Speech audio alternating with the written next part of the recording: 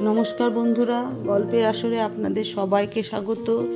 আজ আবার উপস্থিত হয়েছি সেই সময়ের পরবর্তী পর্ব নিয়ে। গুপি সাকরার বরাত ফিরেছে। রায়মোহনের দৌলতে দু চারটি বড় বড় মানুষের বাড়ির কাজ ধরবার ফলে বিশেষ সমৃদ্ধি ঘটেছে তার।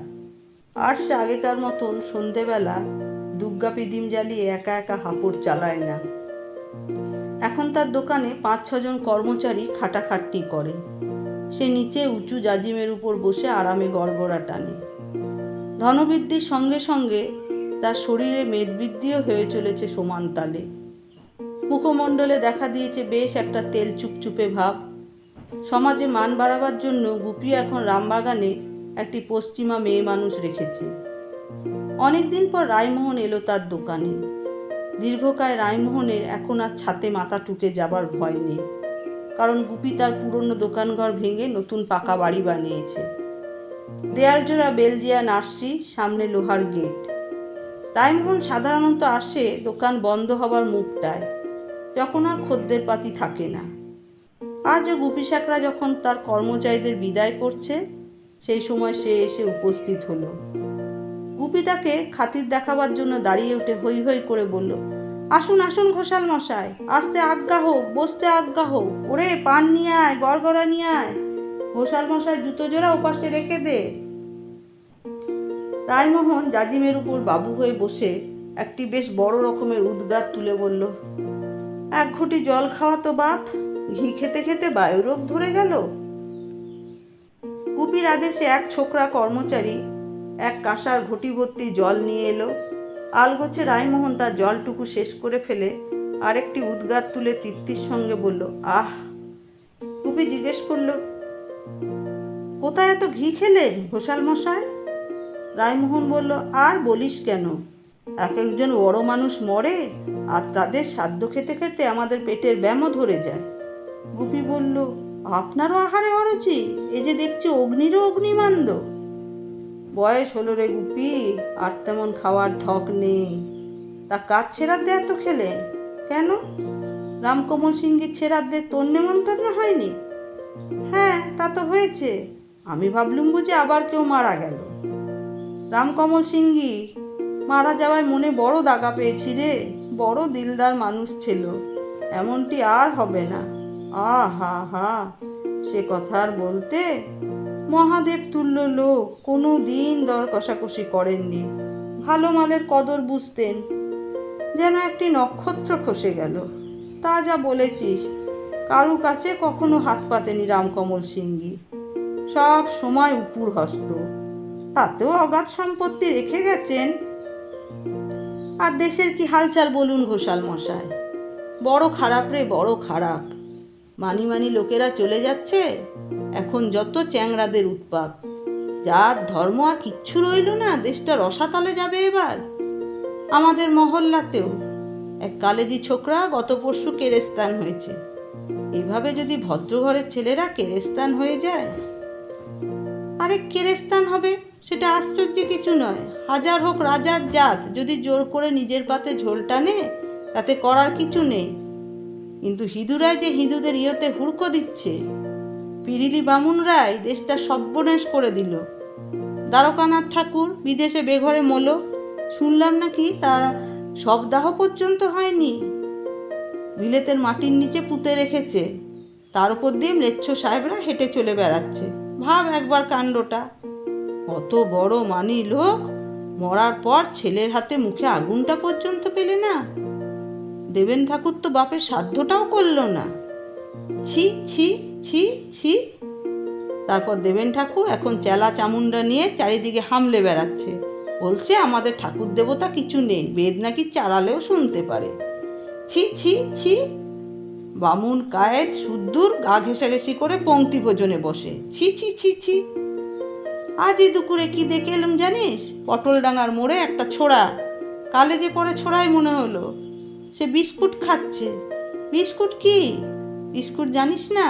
ওই যে একরকম আটা ময়দা গোলা শুকিয়ে গোল গোল চাকতি বানায়, মুসলমান আর ফিরিঙ্গিদের দোকানে বিক্রি হয়। দেখিনি কখনো। সাহেবের শিকনি না মেশালে সে জিনিসের তার হয় না। মুসলমান কারিগররা রোজ দুবেলা সাহেব পাড়ায় গিয়ে মদ্দা মাগিদের শিকনি নিয়ে আসে ডালায় করে। তারপর তা আটা ময়দায় গোলার সঙ্গে মেশায়, আরও পেঁয়াজ রসুন কত কি মেশায় কে জানে। তার উপর মুসলমানরা দাঁড়িয়ে পা দিয়ে ডলে খুব করে। তারপর তৈরি হয় বিস্কুট। সেই জিনিস হিদির ছেলেরা খাচ্ছে। আজ দেখলুম 3টে ছোড়া ওকে ঠেলাঠেলি করছে, এই তুই বিস্কুট খেতে পারবি, 1 টাকা বাজি। অমনি একটা ছোড়া দৌড়ে গিয়ে বিস্কুট কিনে এনে কচর মচর করে খেতে লাগলো রাস্তার মধ্যে সব্বার সামনে। ছি ছি ছি ছি ছি ছি ছি ছি, এসব কাদের শিক্ষে? ওই ব্রেম্বো হারামজাদারাই তো শিখোচ্ছে। ব্রেম্বো হতে গেলে সেরি আর বিস্কুট খেতে হয়, ওই খেয়ে তারা উদ্ধার হয়ে যায়। বলেন কি? দোকানে কয়েকজন কর্মচারী এসব বাক্যালাপ গভীর বিস্ময়ের সঙ্গে শুনছিল। রায়মোহন কথা থামিয়ে তাদের তাড়া লাগিয়ে বলল, বাড়ি যাও বাপধনেরা, এবার বাড়ি যাও। তারা বেরিয়ে যাবার পর গুপি দোকানের ঝাঁপ ফেলে দিয়ে এসে বলল, ঘোষাল মশাই, আজ একটা অদ্ভুত মানুষ দেখলুম। অমন আমি কখনো দেখিনি। মানুষ না পুতুল তা বোঝা যায় না। মনে হয় যেন পুতুলই গুড়গুড়িয়ে হাঁটে আর ওয়াও মোয়াও করে কথা বলে। তাকে সাহেবদের মতোও দেখতে না, আবার হিন্দুস্তানির সঙ্গেও মিল নেই। গায়ের রং হলদে মতন, খুব বেশি লম্বা চওড়া নয়। মাথায় আবার মস্ত বড় বেনি। সে মেয়ে ছেলে না বেটা ছেলে তাও বোঝবার জো নেই। রায়মোহন বলল, বুঝেছি, ও তো চায়না ম্যান, তুই আগে দেখিসনি কখনো? ওরা তো অনেক দিন থেকে আসছে। আছু নামে একটা চায়নাম্যানের নামে অছিপুর গ্রাম হয়ে গেল। ওরা একটা চিনির কল বানিয়েছে। এখন তো চায়নাম্যান অনেক এসেছে এদেশে। আমি কিন্তু বাপের জন্মে দেখিনি। আমার দোকানে আজ এসেছিল লণ্ঠন বেচতে, একটা কথাও বোঝার উপায় নেই। হিমালয় পর্বতের ওপাশে চীন দেশ, ওরা সেখান থেকেই এসেছে।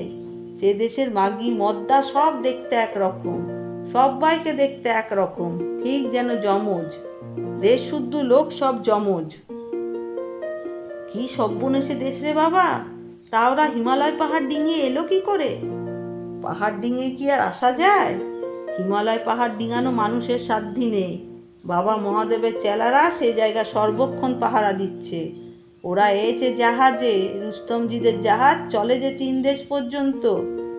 আসবে আসবে, আরো কত রকমের লোক আসবে দেখবি। গুড় থাকলেই পিঁপড়ে ছুটে আসে। এখন কলকাতা শহরে ছড়ানো যে অনেক গুড় আর মধু। জাহাজ ঘাটায় দেখগে যা, কত হরেক জাতের মানুষ আর কত কিচিরমিচির ভাষা। একটা মুস্কো জোয়ান দেখলুম, তার গায়ের রং কি কালো, যেন বাদুড়ে রং মেখেছে। ওরা হলো গে কাফরি। তারপর দেখলুম গ্রিক, সে মোগল পাঠানদের চেয়েও দড় চেহারা। ওরা আসে সেকেন্দার শাহ দেশ থেকে। সেকেন্দার শাহ নাম শুনেছিস? আজ্ঞে না। তুই এখনো মুখ্যই রয়ে গেলি। আবার শুনছি নাকি রুশিরা কলকাতার উপর হামলা করবে। একটা জিনিস দেখলুম বটে, সবাই জানতো ইংরেজ সাহেবরা কারুকে ভয় পায় না। এখন দেখছি ইংরেজ বেটারাও রুশিদের ভয় পায়। যখন তখন রব ওঠে যে রুশিরা আসছে। কোনো আপিসে একবার রুশিদের কেউ নাম করলে হলো, অমনি সাহেব শুভরা তিরিং করে লাফিয়ে ওঠে। সত্যি যদি রুশিরা আক্রমণ করে তাহলে ইংরেজরা পোঁ পোঁ করে পালাবে। সত্যি আসবে নাকি রুশিরা? আসতেও পারে। শুনেছি তো রুশিরা মস্ত বীর। জগমোহন সরকারের বৈঠকখানায় একদিন কথা হচ্ছিল, সবচেয়ে ভালো ব্যারান্ডি তৈরি হয় যে দেশে তার নাম ফরাসি দেশ। ফরাসি জাতের লোক দেখেছিস? চন্দননগরেই রয়েছে। সে দেশে নেপো নামে একটা লোক ছিল, তার মতন বীর নাকি পৃথিবীতে আর জন্মায়নি। সেই নেপোর নাম শুনলেও ইংরেজরা ভিড়মি যেত। জ্যান্ত মানুষ চিবিয়ে খেয়ে ফেলতো নেপো। সেই রকম বীরও রুশিদের কাছে ঘায়েল হয়ে গেছে। 2 লাখ না 5 লাখ কত যেন সৈন্য নিয়ে নেপো গেছিল রুশিদের সঙ্গে লড়তে। সব সেখানে মাটি পোতা হয়ে গেল। নেপো একলা পালিয়ে বেঁচেছিল। বাবা, সেই রুশিরা আসবে, আবার যুদ্ধ হবে। আমরা হলুম গে উলু খাগড়া। রাজায় রাজায় যুদ্ধ হবে, তাতে তোর আমার কি? বড় জোর ইংরেজ রাজার বদলে রুশি রাজা আসবে। তেনারা আবার কেমন কাঁচা খোকা দেবতা হবেন কে জানে। যখন আসবে তখন দেখা যাবে। এবার কাজের কথা বলি। মালপত্র কিছু এনেছেন নাকি? ট্যাগ থেকে একটা গেজে বার করলো রায়মোহন। তারপর হাস্যময় মুখে বলল, বুড়ি ঠাকুমার বাক্স প্যাটরা ঘাঁটতে ঘাঁটতে বেশ কিছু সোনাদানা পেয়ে গেলুম রে। তখনই বুঝলুম তোরই বরাত খুলল। এসব তো তোরই ভোগে লাগবে।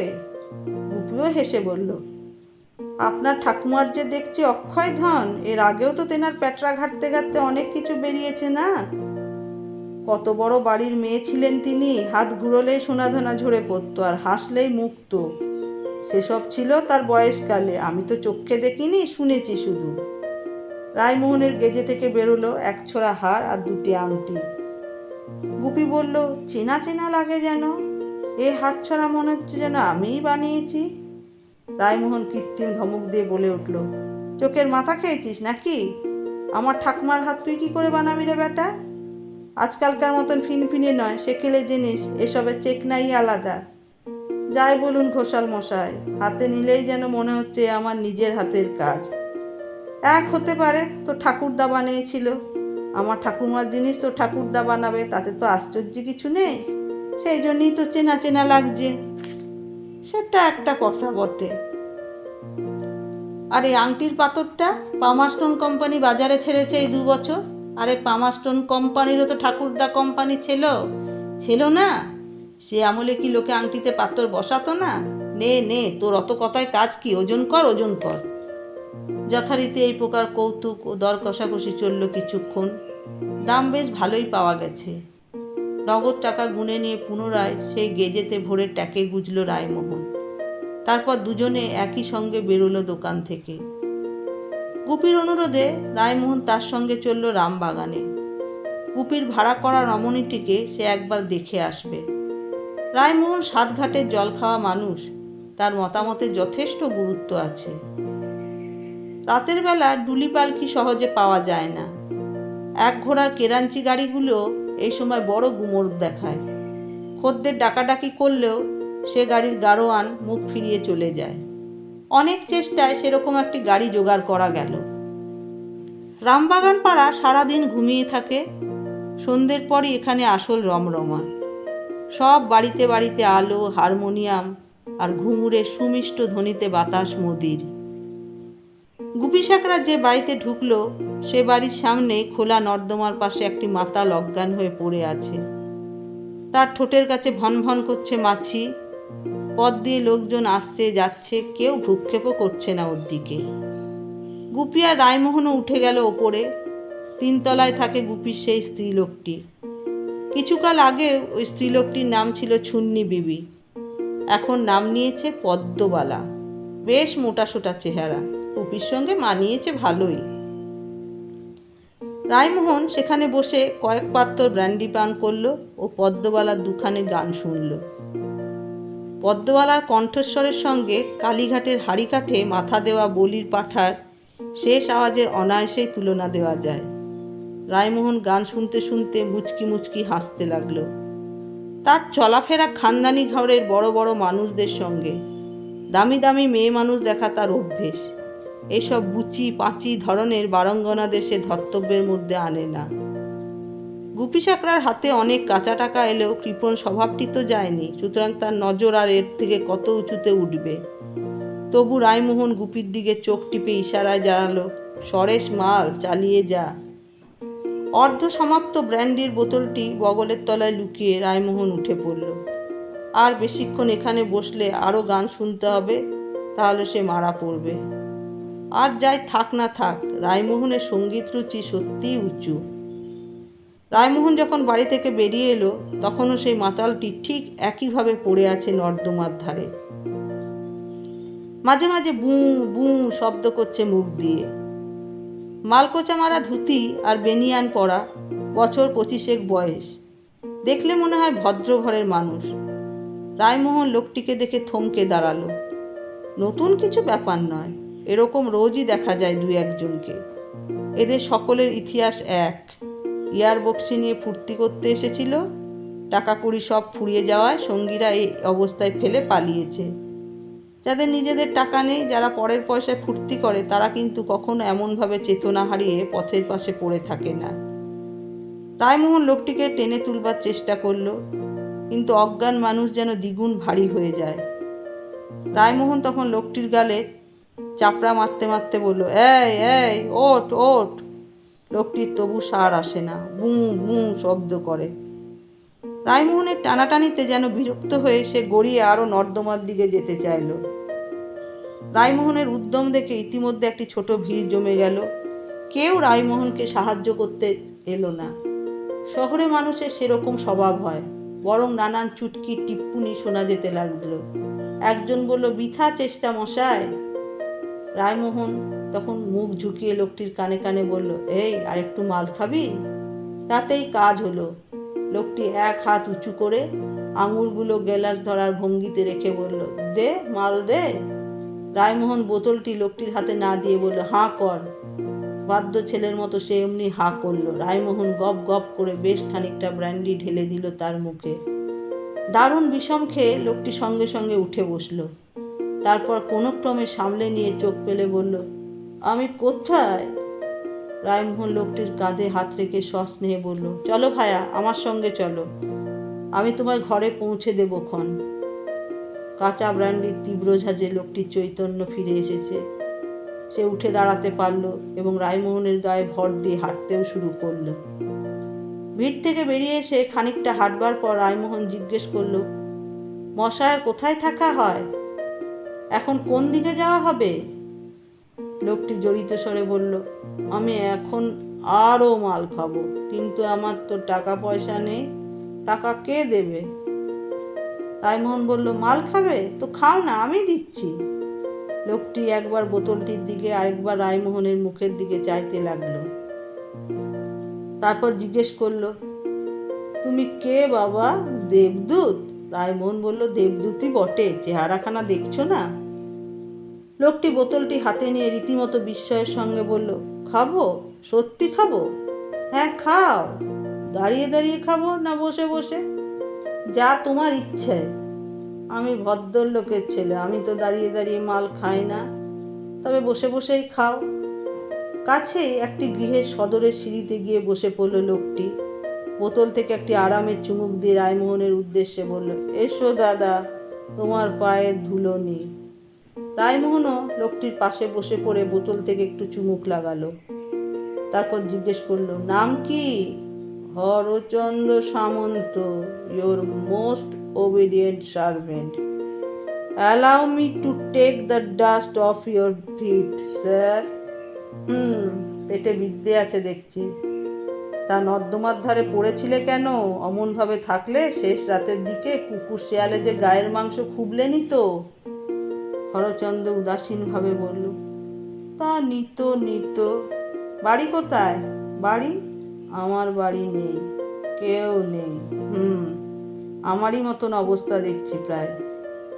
লেখাপড়া শিখেছো, কাজকর্ম কিছু করো না? না, কাজ শুধু মাল খাওয়া। তা মাথা গোজবার একটা কিছু জায়গা তো আছে? কাল ছিলে কোথায়? রাস্তায়। পরশু রাস্তায়। বুঝলুম, নাও বোতলটা শেষ করো, তারপর চলো আমার সঙ্গে। লোকটিকে বেশ পছন্দ হয়েছে রায়মোহনের। এই ধরনের বিভাগী বাউন্ডুলে ধরনের মানুষদের প্রতি তার একটা টান আছে, যারা স্বেচ্ছায় নিজের জীবন নিয়ে ছিনিমিনি খেলে, যারা উচ্চাকাঙ্ক্ষার বশবর্তী হয়ে অপরকে প্রবঞ্চনা করার নেশায় মাতে না। রায়মোহনের মতে তারাই খাঁটি মানুষ। এইসব লোকের সঙ্গে সে সময় কাটাতে ভালোবাসে।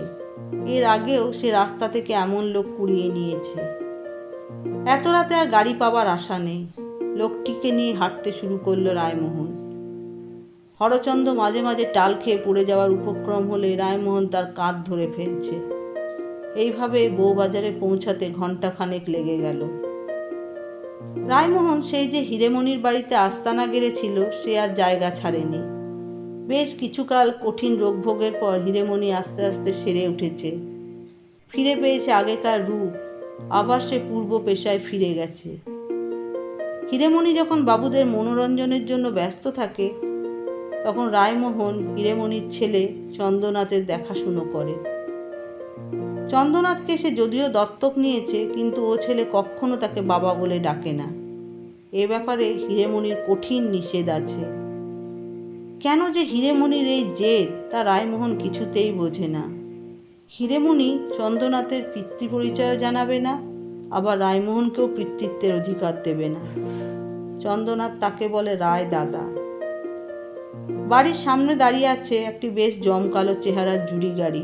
মনে হয় আজ কোনো শাসালো খদ্দের এসেছে। দ্বিতলের কক্ষে উজ্জ্বল আলো এবং তবলার চটাং চটাং বোল। বাড়িতে ঢুকতে যাবার আগে থেমে গেল হরচন্দ্র। কোনো রকমে চোখ খুলে সে জিজ্ঞেস করলো, এটা কার বাড়ি? রায়মোহন বলল, তা জেনে তোমার দরকার কি? মাথা গোজবার একটা ঠাঁই পেলেই তো হলো, চলো। আমি যাত্রার বাড়ি যাই না। তুমি আমায় নিয়ে যাচ্ছ কেন বাবা? তোমার মতলবখানা কি? ধরে নাও এখানে তোমার অন্ন বাঁধা আছে, তোমার নিয়তি তোমায় টেনে নিয়ে এনেছে। আগেই বলে রাখছি, আমায় চুষে চিবড়ে করে ফেললেও আমার কাছ থেকে কোনো মালকুড়ি বেরোবে না। আমার সব ফিনিশ। সে তোমায় দেখেই বুঝেছি। তবু তুমি আমায় থাকতে দেবে, শুতে দেবে, খেতেও দেবে? তুমি দেখছি স্বর্গ থেকে নেমে এলে। হরচন্দ্রকে টানতে টানতে ভেতরে এনে রায়মোহন তাকে একতলা সিঁড়ির নিচের ঘরটায় বসালো। এ ঘরটা খালিই পড়েছিল। রায়মোহন সাফসুতরো করে নিয়েছে। হিরোমণির কাছে যেসব সন্ধেবেলা বাবুরা আসে, সেই সময় রায়মোহন এই ঘরে ঘাপটি মেরে পড়ে থাকে। সাধারণত বাবুরা সুন্দরী বারঙ্গনাদের কাছে এসে পরপুরুষের মুখ দেখা পছন্দ করে না। তক্তপোষের ওপর হরচন্দ্রকে বসিয়ে রায়মোহন বলল, শুরে পড় ভায়া, যদি খাবার দাবার খেতে চাও তাও দেব। শুধু একটা কথা, এখানে টু শব্দ করা চলবে না। হরচন্দ্রের চৈতন্য আবার লোপ পাবার পথে। সে কোনো ক্রমে বলল, আরও মদ খাবো। রায়মোহন বলল, বেশ তো, খাবে ক্ষণ। এখন এক ঘুম ঘুমিয়ে নাও। ওপরতলায় হিরেমণি গান ধরেছে। রায়মোহন উৎকর্ণ হলো। স্পষ্ট খুশির ছায়া পড়ল তার মুখমণ্ডলে। রায়মোহনেরই রচিত গান। বড় সুন্দর তার কণ্ঠস্বর, নিখুঁত তার পরিবেশনা। গানের জন্য শহরে বেশ নাম কাটছে হিরেমণির। এখন অনেকে তাকে হিরেমণির বদলে অন্য একটা নাম দিয়েছে, ভারী মানানসই নাম, হীরা বুলবুল। বন্ধুরা, আজ এই অবধি। পরবর্তী পর্ব নিয়ে খুব শীঘ্রই উপস্থিত হব। যদি আপনাদের ভালো লেগে থাকে তাহলে দয়া করে লাইক এবং শেয়ার করবেন, আর যারা নতুন তারা সাবস্ক্রাইব করবেন। ধন্যবাদ।